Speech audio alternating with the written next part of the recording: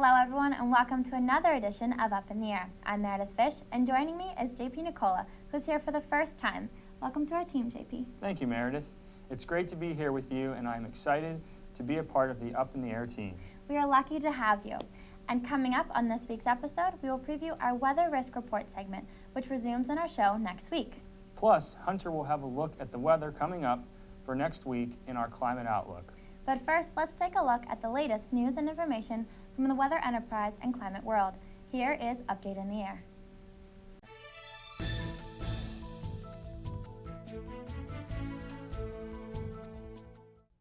The Doppler on wheels, more commonly known as the Dow to meteorologists, is a mobile Doppler weather radar mounted on a truck used to analyze rare, short-lived, and small-scale phenomena. The Dow is in the midst of a 2-week time period where it is being used by the Penn State Meteorology Department. Many students have had the chance to tour the Dow during its stay at Penn State through various club and class visits. Being quite the eye-catcher, it even drew a steady public crowd last Saturday at the State College Fall Festival. Penn State meteorology students had a blast being able to talk about both weather and our meteorology department with the locals. Some students, those in the department's radar and severe weather courses, were privileged enough to see the Dow in action. Over the Dow's time in central PA, there was a day of thunderstorms as well as a cold front passage that gave these students an excellent hands-on experience coupled with useful data to be used in class research projects. 70 years ago, during the Great Atlantic Hurricane of 1944, 4 U.S. Army Air Force crews made 7 flights into the tropical cyclone for forecasting purposes. Since then, the Air Force Reserve from Keesler Air Force Base and the National Oceanic and Atmospheric Administration's Aircraft Operations Center, based at MacDill Air Force Base, are the 2 organizations that fly airplanes with people on board directly into hurricanes. These planes fly directly through the eye of the hurricane, usually 10,000 feet above the ocean. In the 70 years of hurricane and typhoon flying, 6 airplanes have gone down in storms, killing all aboard, totaling 53 men. 5 of these crashes were in Pacific Ocean typhoons, with the last fatal crash occurring on October 12, 1974, while flying in Typhoon Bess over the South China Sea. The information collected by the airplanes is invaluable for hurricane predictions issued by the National Hurricane Center to make better life-saving forecasts. The Arctic sea ice coverage just recently hit its annual minimum on September 17th, continuing its below-average trend this year. Over this past summer, Arctic sea ice melted back from its maximum extent coverage area of 1.94 million square miles reached in March. The minimum extent this year is similar to last year's, but below the 1981 to 2010 average, which is 2.4 million square miles, as shown by the red line in this image. This minimum extent in ice coverage makes 2014 the 6th lowest on record since 1978. A research scientist at NASA Goddard Space Flight Center stated the summer lacked the big storms and persistent winds that break up ice. The ice, however, is much thinner than years past and more susceptible to melting. Also, a finger of open water stretched north of Siberia this summer, which at 85 degrees north is the farthest north open water has reached since the 1970s. This downward trend in sea ice coverage is occurring at about a loss of 13% of sea ice per decade.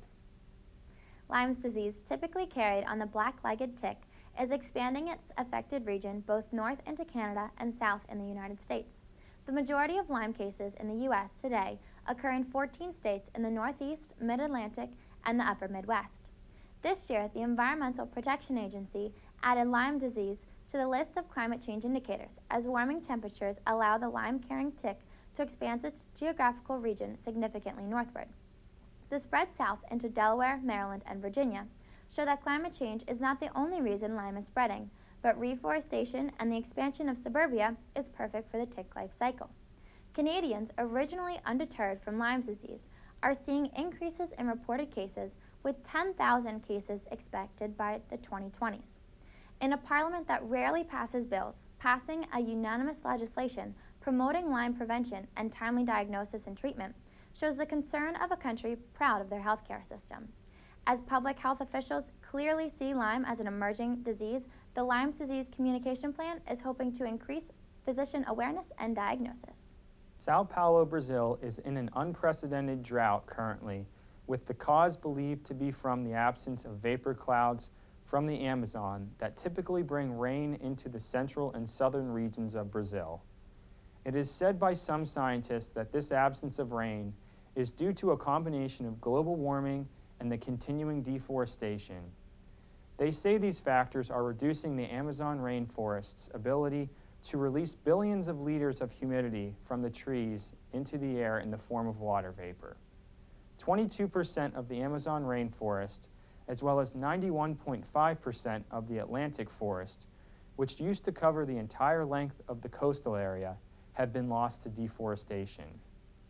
As deforestation rates continue to increase, so do the resultant consequences.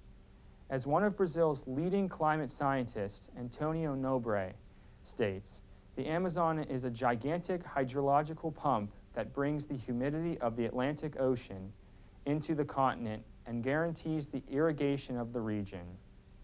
Deforesting to increase farming is actually a double-edged sword, as a disruption of this cycle has been shown to limit the rain needed to grow crops. The trees in these rainforests are absolutely crucial to these regions receiving their normal rainfall. The United Nations Climate Summit allows insight into how world leaders and top business executives perceive global warming threats. Many of the world leaders are already feeling the pressures of climate change in their home countries, with intense heat waves and larger wildfires increasing their drive for action. With China expressing their impacts on water, land, and people, the country feels forced to take action on climate mitigation. A total of $1.3 billion in new pledges was given this week to the Green Climate Fund to help developing countries ease off of fossil fuels, with absences from the US, UK, and Japan all very noteworthy. More than 1,000 businesses signed the World Bank Initiative to encourage governments to set a price on carbon and boost efforts to cut greenhouse gas emissions. The summit also featured the New York Declaration of Forests, proposing cutting the rate of natural forest loss by 50% by 2020 and eliminating it altogether by 2030. With these new initiatives in place, we hope progress will be made by next year's climate summit. That's it for this evening's Update in the Air. We'll be back in a moment.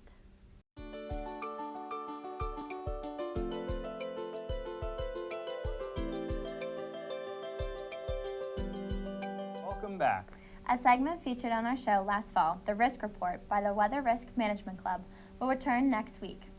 Members of the club here in the Department of Meteorology will provide some insight into current events in weather and climate risk. To give you an idea of what to expect, we are going to share with you one of the segments from last fall. Take a look at this risk report featuring Weather Risk Management Club members Jeff Schmidt and Paul Svensson. Welcome back to Up in the Air. It's now time for our risk report from the Weather Risk Management Club. That's right, Dakota. We now are joined by Paul Svensson and Jeff Schmidt to discuss how weather impacts our nation's gasoline prices. To get us started, guys, tell us a little bit about gas prices in general. Thanks, guys. There are numerous factors that play a role in the overall price of gasoline. In terms of percentage-based breakdown, over 2/3 of the price of gasoline can be attributed solely to crude oil. Refining, distribution, and marketing cover about 20%, while federal, state, and local taxes cover the remaining 10%. So when we dissect the price of gasoline, we have to analyze these factors. Right, Jeff? Absolutely, Paul. When we look across the country, we can see how these certain factors you mentioned play a role geographically.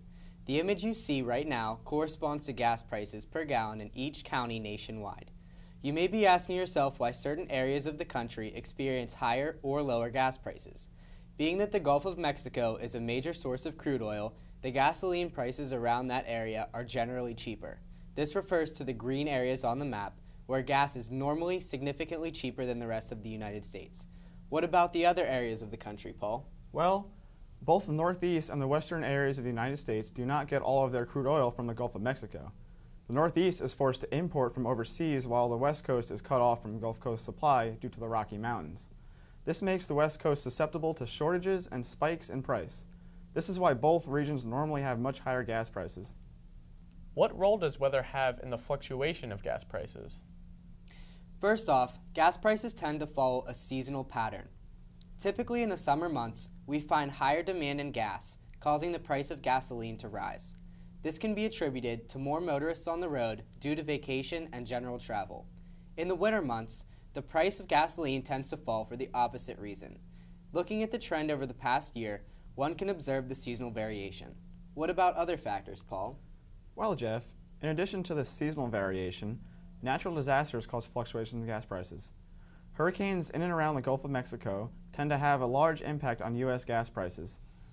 Strong winds and storm surge from these storms can delay crude oil drilling operations and refining, thus decreasing supply to regions that depend on this oil for gasoline, ultimately causing an increase in price. Active hurricane seasons in which multiple storms impact the area can cause constant battering of supply, which can have a very strong impact on price. Now, with that being said, what do you think, Jeff, about gas prices in the near future? That's a great question, Ryan.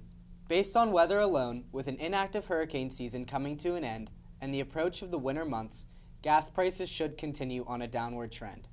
As we know, weather is not the only factor when we look at gas prices, but as long as the state of the economy does not drastically change, the downward trend should continue.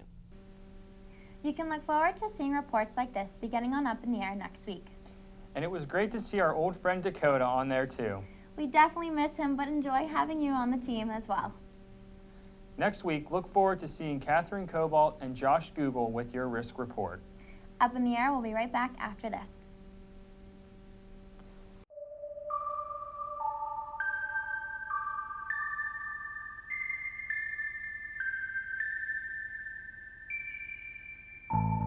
It's now time for a look at our climate outlook for the next 8 to 14 days. Hunter Williams joins us now for a look at that.